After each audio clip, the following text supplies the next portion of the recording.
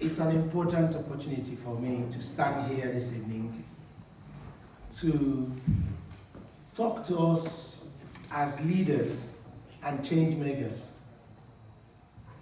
I stand here as a healthcare professional, as well as a member of the diaspora health worker, who have seen international developments and how it can empower communities or reinforce existing imbalances.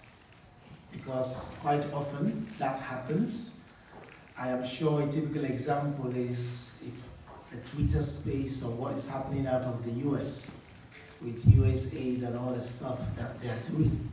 So you can understand sometimes that these partnerships can come with a great challenge and a cost. So we've all witnessed that top-down approaches to healthcare development often fall short of creating lasting and meaningful change.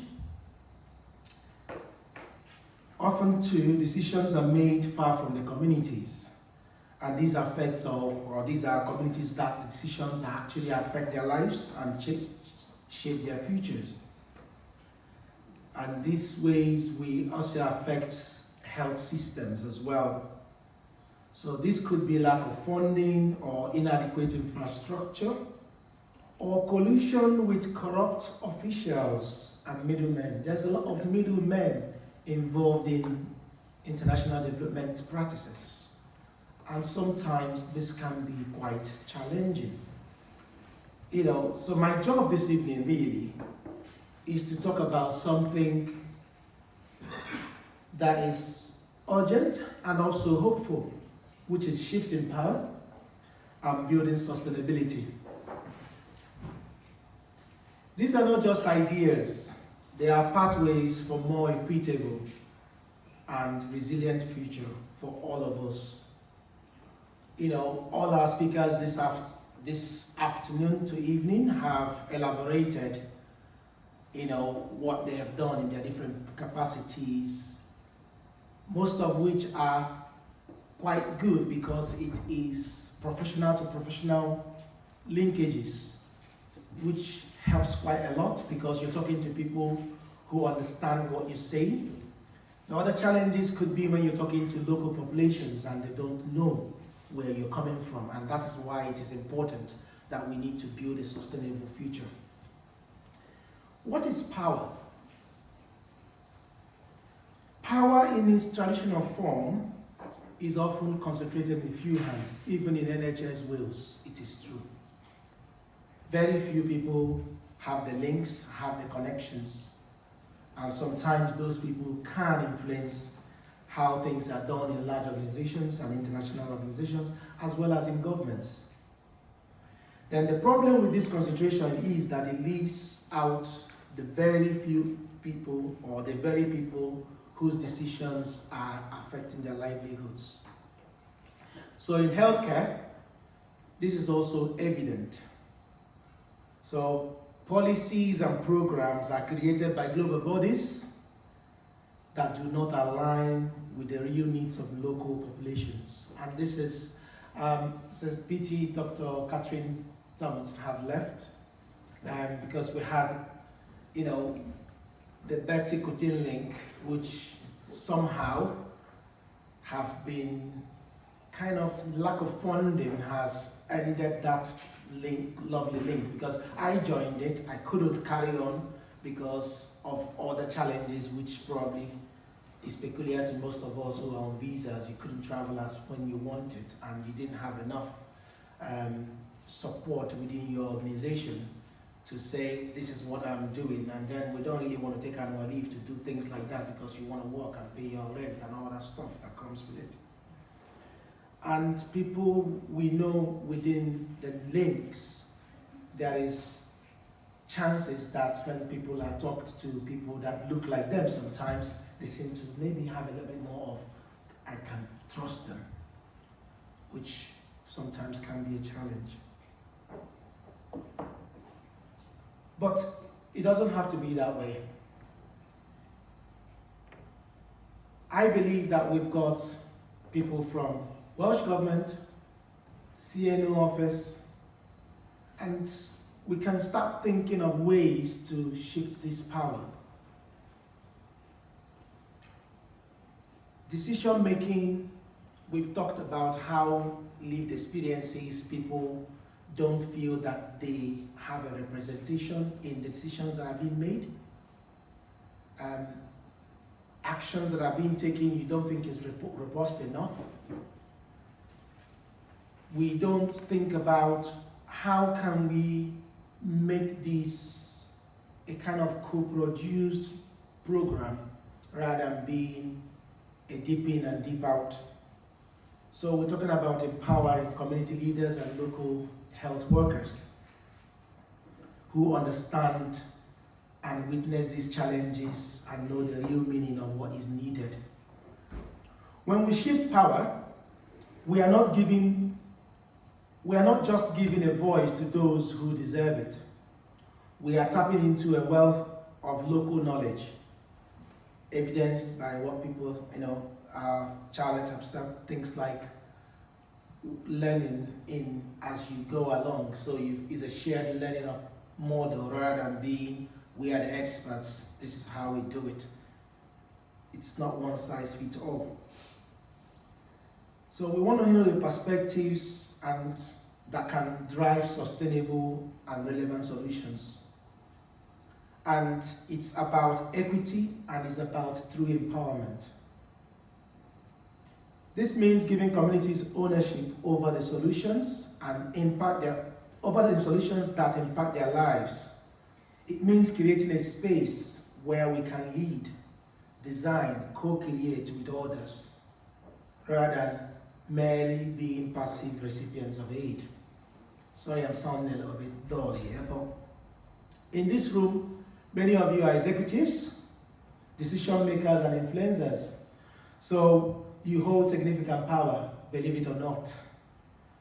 But I ask you today, how can you redistribute that power? How can we ensure that those who are closest to the problem are also closest to the solution? We need to sustain whatever initiatives we start as an organization, as things involved. We need to make sure they are sustainable. All our presenters in the international development projects have talked about the need to develop that local workforce that will continue even after our sponsorship and grants are ended. Because at the end of the day, that's what we're looking for. At the end of the day is an improvement in health outcomes. So international development and aids have focused on short-term solutions, unfortunately, emergency relief, quick fixes, and donor-driven projects. While these efforts are undoubtedly important, they are also insufficient when it comes to building lasting change. So we are saying true sustainability comes not from short handouts, but from long-term collaborative investment in people and systems. Sustainability is about building resilience, the kind of resilience that can withstand shocks, adapt to changing conditions, and thrive despite adversity. A typical example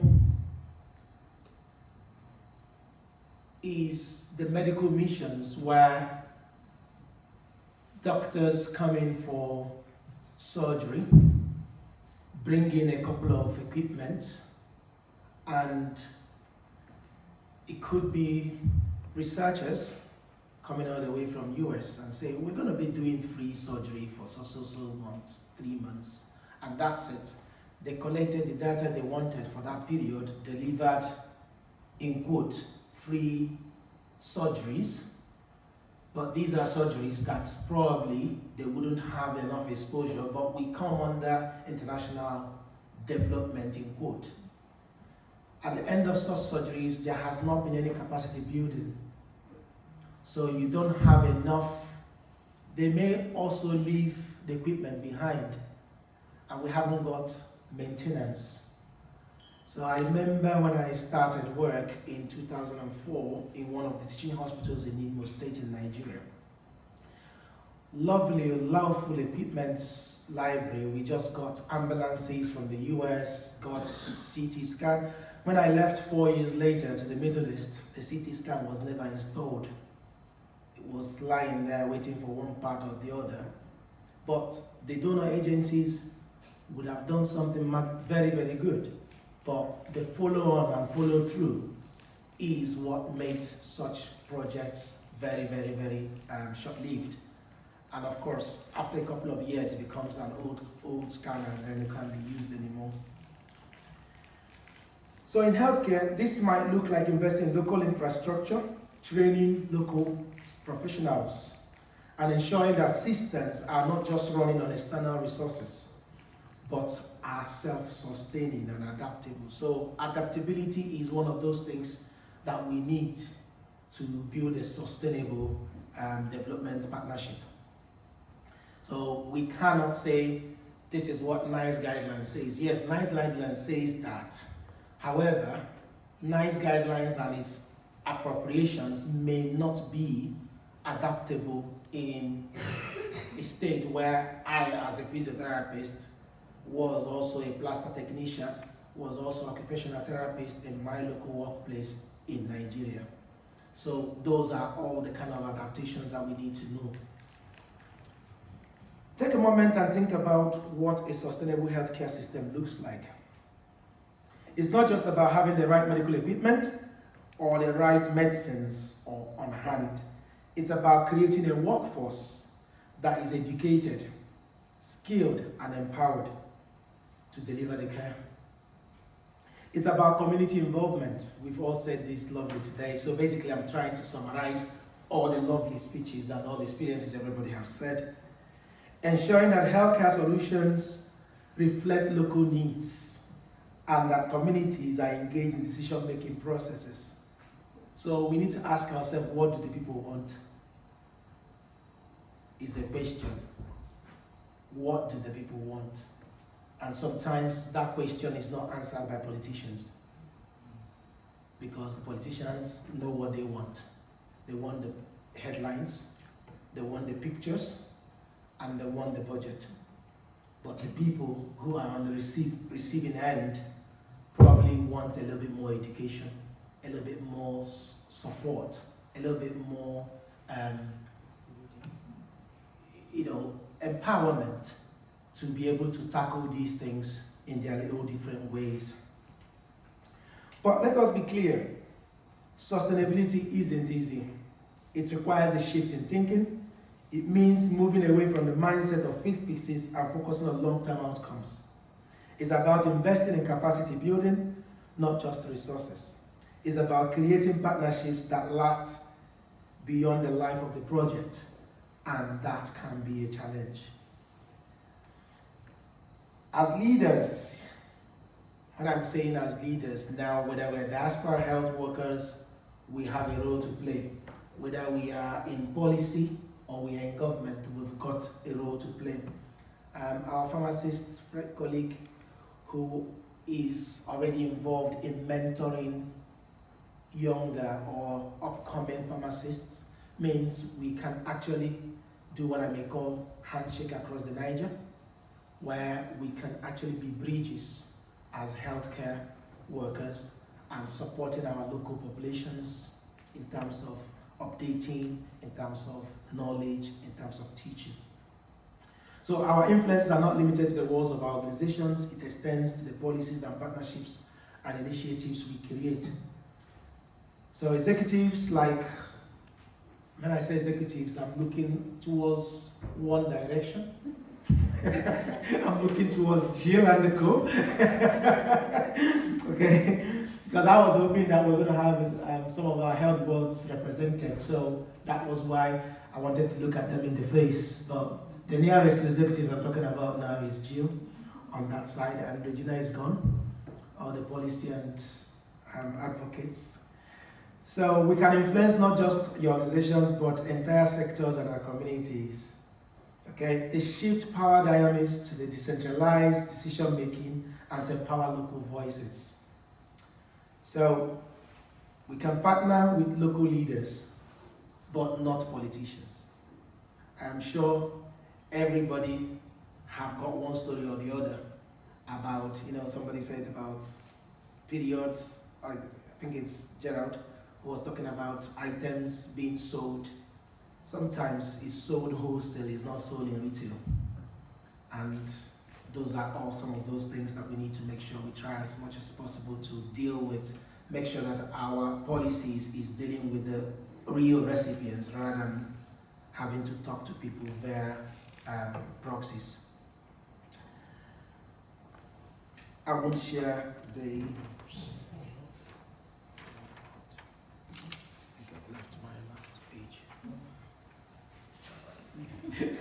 Sorry, I stepped out too quickly. Sorry about that. Thank God I know. I'm happy I numbered the pages, so I knew when something was missing.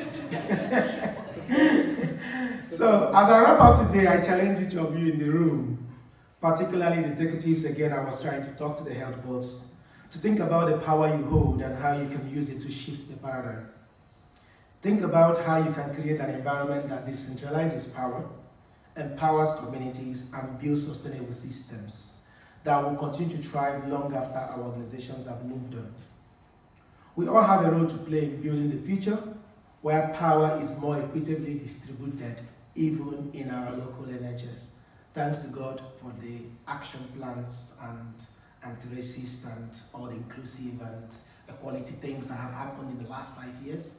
Thanks to Welsh government for taking the lead on this as well, because it's very important that we're not just talking about international, we're also talking about building that sustainability within our diaspora health workforce, because it feels quite pertinent that we not just looking at what we do outside, it's how we treat those already within our system.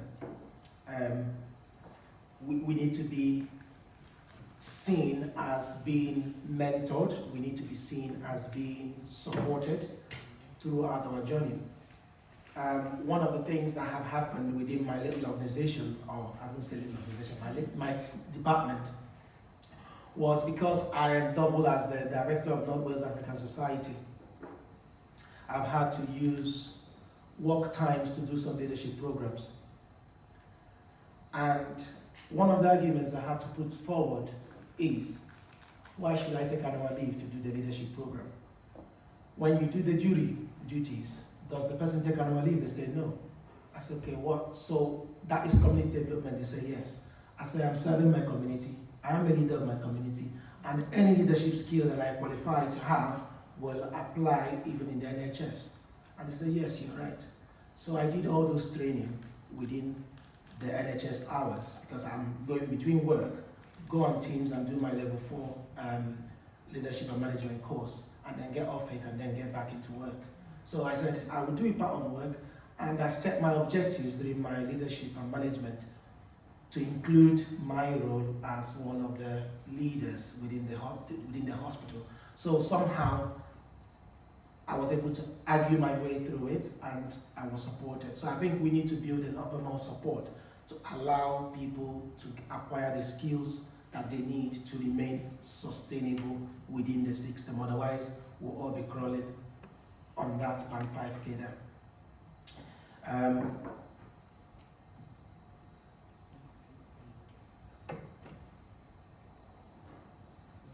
I think that is where I will end it. Thank you very much.